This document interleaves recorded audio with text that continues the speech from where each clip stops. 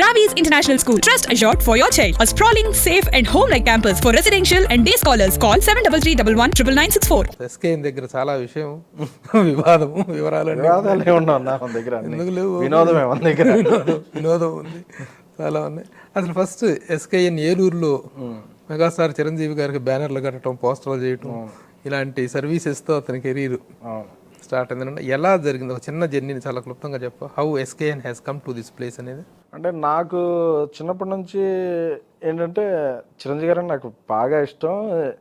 అంటే మనకు తెలియదు, సీక్రెట్ బుక్ అనుకుంటారు కదా. చిన్నప్పుడు అడిగేవాళ్ళు ఇంట్లో ఏమవుతుంటే పెద్దగా చిరంజీవి గారి దగ్గరికి వెళ్ళిపోతాను అంటే వాళ్ళు కొద్దిగా ఇదేం చిరంజీవి గారి దగ్గర అసలు నువ్వు ఎందుకు వెళ్ళిపోతావు, ఏదో ఎలా వెళ్ళిపోతావు, నువ్వేం చేసి వెళ్తావు, నువ్వేమన్నా డైరెక్టరా ఏదంటే లేదు లేదు నేను ఇన్ని ఫ్యాన్స్ అవన్నీ చేస్తున్నాను కదా, చిరంజీవి గారి దగ్గరికి వెళ్ళిపోతాను, నేను అక్కడే ఉంటానని చెప్పాను. మా ఇంట్లో కొద్దిగా వీడికి ఏదో పిచ్చి వచ్చింది అంటే వెళ్తా ఈడేంటి ఇప్పుడు ఏమన్నా ఆడ ఇంట్లో జాబ్ చేస్తారా లేకపోతే ఈడేం చేస్తాడు అసలు తెలిసేది కాదు. ఆ టైంలోనే ఇంటర్నెట్ భూమి అప్పుడే వచ్చేదన్నమాట. వస్తున్నప్పుడు సో అప్పుడు గంటకు 60 రూపాయలు internet, which is a big task. అప్పుడు స్టూడెంట్. సో నేను ఆ డబ్బులు పోగు చేసి గంటకి డబ్బులు కట్టి ఇంటర్నెట్లో చిరంజీవి గారి ఫ్యాన్ సైట్ ఒకటి రన్ చేసేవాడిని.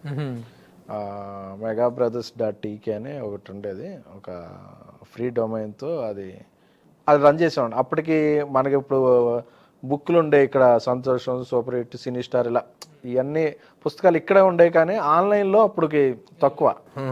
సో ఆన్లైన్లో అలా నాకు చాలామంది ఫ్యాన్స్ కనెక్ట్ అయ్యి ఎవడు రోజు మన రికార్డులు పెడుతున్నాడు, మన విశేషాలు చెప్తున్నాడు ఇదని చెప్తే నాకు ఆ కమ్యూనికేషన్ అనేది ఒక ఫ్యాన్స్ అందరికి ఒక నెట్వర్క్లో అయింది. దాని నుంచి నాకు రాజేష్ పిక్ అయ్యాడు నెల్లూరు నుంచి, వైజాగ్ నుంచి సతీష్, అలాగా నాకు చాలా ఏరియాల నుంచి చాలామంది యూఎస్ నుంచి ఫ్రెండ్స్ అయ్యారు. సో ఆ దీంట్లో ప్రాసెస్లో చిరంజీవి గారి ఫ్రెండ్ ఒక ఆయన కుమార్ కొనేరా అని ఆయన ఒకసారి ఫోన్ చేశారు, ఎవరే నువ్వు ఇన్ని చేస్తున్నావు అంటే నేను బాస్ ఫ్యాన్ అంటే, బాస్ నా ఫ్రెండ్ అన్నారు. బాస్ ఫ్రెండ్ నాకెందుకు ఊరుకోండి అంటే, లేదు నాకు చిరంజీవి గారు చాలా ఇది, బాస్కి చెప్తాను నేను అన్నారు.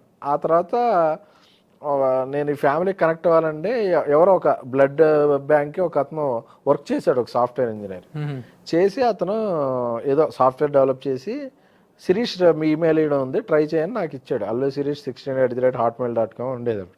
దాని కూడా శిరీష్కి మెయిల్ చేశాను నేను. శిరీష్కి మెయిల్ చేస్తే శిరీష్ రిప్లై ఇచ్చాడు. చూశాను నేను అప్పుడప్పుడు, సరే ఎవరు తెలియదు కానీ నేను కమ్యూనికేట్ అయ్యా, బెటర్ నువ్వు కమ్యూనికేట్ అయ్యావు, బాగా చేస్తున్నావు, అప్పుడప్పుడు టచ్లో ఉన్నాడు. ఓకే టచ్లో ఉన్నామంటే ఫోన్ నెంబర్ అడిగాను. మనోడు అప్పుడు 98850222 ఏదో ఉండే హచ్ నెంబర్. నీకు రోజు ఫోన్ చేశాడు, విశేషాలు ఏమైనా ఉన్నాయా అన్నాడు. ఏం విశేషాలు, వెబ్సైట్ అప్డేట్ చేసుకోవాలి, నేను విశేషాలు ఉన్నాను ఏదో చెప్పాడు. 3-4 ఇదేంటి రోజు అడుగుతుంటే, రోజు ఎక్కడ ఉంటాయి సినిమాలు, నువ్వు ఇలా రోజు వేసుకుంటున్నావు ఏంటంటే, లేదు ఏదో రికార్డు పెట్టాలి, ఈ రోజు అప్డేట్లు లేవు అంటుండేవాడు. సో అలా కొంచెం తిట్టుకునేవాడు, అలా ఫ్రెండ్షిప్ అయింది. సో ఒక ఇందిరా ఫంక్షన్కి తను విజయవాడ వస్తుంటే తన్ని బన్నీ గారు అప్పటికి కమింగ్ టు ఫిలిమ్స్ కలిసాం. అందరం బాస్ ఫ్యాన్స్ కదా బాగా. ఇదే అప్పటి నుంచి అలా స్టార్ట్ అయింది ఇది రాయటం, ఇవన్నీ రాయటం. అలాగే ఆన్లైన్లో చిరంజీవి గారితో ఫస్ట్ మీట్ అదేనా ఇందిరా? నో చిరంజీవి గారిని అప్పుడు కలవాలి. అసలు బాస్ని చూస్తే నాకు అసలు డ్రాప్స్ పడిపోతాయి. అది అక్కడ ఉంటే బాస్ని పరుగులు పెట్టేసే ఉన్నాయి. సో బాస్ని కలవాలా, అరవింద్ గారిని కలిసా, బన్నీ గారిని కలిసా, శిరీష్ అలాగో ఫ్రెండ్ అయ్యాడు. సో ఆ ప్రాసెస్లో బాస్ని మాత్రం ఎప్పుడు కలిసే ఉండు కాదు. హైదరాబాద్ షిఫ్టింగ్ ఎలా? అప్పటికి బన్నీ గంగోత్రి సినిమా చేస్తున్నారు. అప్పుడు వచ్చినప్పుడల్లా వస్తుండేవాడు. నేను వస్తుంటే బన్నీ రోజు అడిగా, నువ్వేమవుదాం అనుకుంటున్నావు అంటే, ఒక స్క్రీన్ ప్లే రైటర్, డైరెక్టర్ ఇలాంటివన్నీ. అవన్నీ కాదు, అవన్నీ అయితే నాతో ఉండలేవు, నాకైతే ఇప్పుడు హీరో అవుతున్నా కాబట్టి ఒక పిఆర్ అవసరం ఉంటుంది, నువ్వు పిఆర్ అయితే బెటరు, రోజు నాతోనే ఉండొచ్చు, తర్వాత చరణ్ కూడా హీరో అవుతాడు, చరణ్ కూడా పిఆర్ అవ్వచ్చు, అప్పుడు చరణ్ కూడా అంటే కళ్యాణ్ బాబు వాళ్ళు కూడా ఫ్యామిలీకే నువ్వు పిఆర్ అవ్వచ్చు అని. ఇదేదో బాగుంది కదా అని చెప్తే, ఏం బాగుంది నువ్వు ఏమన్నా జర్నలిజం అనేది చేసావంటే, ఇప్పుడు చేసేస్తాను, ఇప్పుడు చేసేయడం కాదంటే, అప్పుడు నాకు సమ్ క్రాష్ కోర్స్ అన్నీ నేను చేసుకుని మళ్ళీ కొంచెం, నేను తెలుగు మీడియంలో చదివాను, నాకు పెద్ద ఇంగ్లీష్ కూడా రాదు, మళ్ళీ కొంచెం అవన్నీ నేర్చుకుని. అంటే మా నాన్నకి ఏదో ఇంగ్లీష్ మీడియం అంటే అదేదో ఆంగ్లేయుల స్కూల్ అని చెప్పి నేను తెలుగు మీడియం లేదు. సో నా తెలుగు బాగుంటుంది, స్పీచ్లు బాగుంటుంది, నాకు ఇంగ్లీషు మాట్లాడడం, మాది ఏలూరు, మాకు ఇంగ్లీష్ మీడియం లేనప్పుడు నేను పెద్ద. సో అవన్నీ డెవలప్ చేసుకుని నేను వచ్చి నేను TV9లో జర్నలిస్ట్గా జాయిన్ అయ్యాను. సో దానికి కూడా నాకు రెఫరెన్స్ ఇస్తే, సో వెళ్ళి అదెలా జాయిన్ అయ్యాను. నాకు అప్పట్లో టీవీ9 ఫస్ట్ స్టార్టింగ్లో వాళ్ళకి ఎంటర్టైన్మెంట్ హైదరాబాద్ టీవీ అని వాళ్ళు ఇచ్చేవాళ్ళు ఎంటర్టైన్మెంట్ ఫీడ్ మొత్తం. అందులో జాయిన్ అయ్యా ఫస్ట్. 6 monthsలో వాళ్ళు అబ్జర్వ్ చేసి ఇద్దరు కలిసిపోయారు. So I became part of TV9.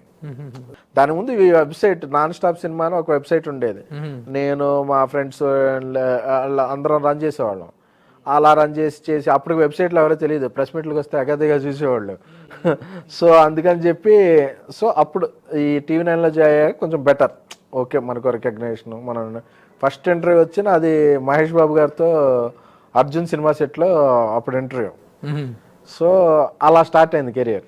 Okay, Mahesh Babu ఇంటర్వ్యూతో megastar fan Mahesh Babu ఇంటర్వ్యూతో career start అయింది. Very good. ఎన్ని సంవత్సరాలు టీవీ9లో? ఒక ప్రజారాజ్యం వచ్చే వరకు చేశా. 5-6 years 5 to 6 అలా.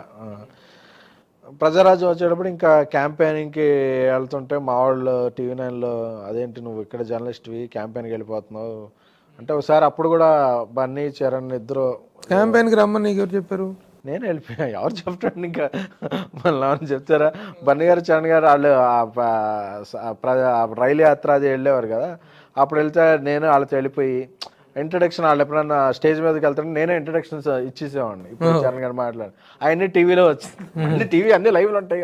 ఇదేంటి నువ్వు వెళ్ళిపోయి స్పీచ్లు ఇచ్చేస్తున్నావు ఇది అంటే, లేదు అంటే అలా చేయకూడదు అన్నారు. అలా చేయకూడదు అంటే ఓకే జాబ్ మరి మానేస్తాను అన్నాను. అప్పుడు మౌళి గారు వీళ్ళు ఉండేవాళ్ళు అందరూ, నీకు మంచి జాబ్ అయ్యా అసలు జర్నలిస్ట్గా నువ్వు ఇది అవుతున్నావు, జాబ్ మానేయటం ఏంటి అంటే, లేదండి అంటే నీకు వాళ్ళు ఏమన్నా చూసుకుంటారా ఏమన్నా ఇదైతే అసలు అంటే వాళ్ళు నా మంచి కోసమే వాళ్ళు చూసుకుంటారా నువ్వు అంటే, లేదు లేదు నేను వచ్చింది బాస్ కోసం అండి, ఇది ఒక పాత్ర అంతే, మెట్టుగా వాడుకున్నావు నా ఇది దానికి ఆటంకం కలుగుతుందంటే నాకేది లేదండి, జాబ్ కూడా అవసరం అదే జాబ్ రిజైన్ చేసా. అప్పుడు రిజైన్ చేస్తే కళ్యాణ్ బాబుకి తెలిసింది. అది కళ్యాణ్ బాబు తెలిసి పిలిచారు నన్ను. పిలిచి ఏం జాబ్ రిజైన్ చేసావా? ఎందుకు అన్నా. ఆయనే అన్నీ వదిలేసుకుని వెళ్తుంటే నాలట్టు లేదంటే ఆయన చాలా ఫీల్ అయ్యి ఒక కవర్లో డబ్బులు ఇచ్చారు, తీసుకుని ఖర్చు పెట్టుగా అంటే ఫస్ట్ నాకు ఏం అర్థం కాలే, ఏంటను జేబులో పెట్టి ఏమైనా ఇమీడియట్ ఖర్చులు ఉంటే పెట్టుకో, అప్పుడన్నా అవసరం ఉంటే నా దగ్గరికి రా. లేదు వద్దు బాబు లేదు అని ఎంకరేజ్ చేశారు. సో అక్కడ నుంచి ఇలా ఈ ఫ్యామిలీతో ఇంకా బన్నీకి బాగా పవన్ కళ్యాణ్ దృష్టిలో పడ్డావు. అప్పటి నుంచి ఫస్ట్ నుంచి నేను ఫ్యామిలీతో, ఎందుకంటే జానీ సినిమా ఫ్లాప్ అయినప్పుడు నేను కాశీ వెళ్ళా. నాకేం చేయాలో తెలియదు. జానీ సినిమా ఫ్లాప్ అయింది, ఏంటిది ఇంత డిజాస్టర్ అయింది, కళ్యాణ్ బాబు కెరీర్లో పీక్ అంటే ఎవరో అన్నారు. మనకి కాశీ వెళ్ళి ఏదన్నా కోరుకుంటే వెళ్ళంటే నేను కాశీ వెళ్ళా. అప్పుడు నాకు 2000 జేబులో ఉంటే ఆర్డినరీ ట్రైన్లో వెళ్ళిపోయా, రిజర్వేషన్ కూడా లేకుండా టికెట్ ఏదో కొనుక్కుని మామూలు టికెట్ వెళ్ళిపోయి అక్కడ దండం పెట్టుకున్నాడు, మాకు ఇంకో లైఫ్లో ఇంకెప్పుడు ఇలాంటి సినిమా రాకూడదు, కళ్యాణ్ బాబు బాగుండాలి, ఇలా అన్ఎక్స్పెక్టెడ్ ఫ్లాప్ పడకూడదు అని. ఆ తర్వాత బడే రవి అని ఒక ఆయన ఉంటారు పవన్ కళ్యాణ్ గారి దగ్గర, ఆయన తెలిసేది ఆయన ఎర్ర కాశీ వెళ్ళావా నువ్వు అన్నాడు. ఎందుకు అన్న అంటే మన గురించి కాకుండా మనం అభిమానించే వాళ్ళు కోరుకుంటే అది నిజం అవుద్దంట, అందుకే వెళ్ళానంటే ఆయన నవ్వుకుని వెళ్ళే. కళ్యాణ్ గారు పిలిచారు, కాశీ వెళ్ళావా నవ్వుకున్నాడు, ఏం పిచ్చి అసలు మీరందరూ ఎంత పిచ్చి అండి, అసలు నేనేం చేశాను మీకు అని, మీ ఏం చేయక్కర్లేదు మీరంటే మా ఇన్స్పిరేషను అదేం చెప్పా. అప్పుడు ఆయన అప్పటి నుంచి ఆయనతో నాకు ట్రావెల్ ఉంది. సో కామన్ ప్రొడక్షన్ ఫోర్స్ పెట్టినప్పుడు దాని మీడియా వ్యవహారాలన్నీ. సో ఎంటైర్ ఆ ఫ్యామిలీలో బన్నీ గారికి పిఆర్ఓగా, చరణ్ గారికి పిఆర్ఓగా, కళ్యాణ్ బాబు సినిమాలో పిఆర్ఓగా అన్ని ఆ ఫ్యామిలీతో ట్రావెల్ ఉంది.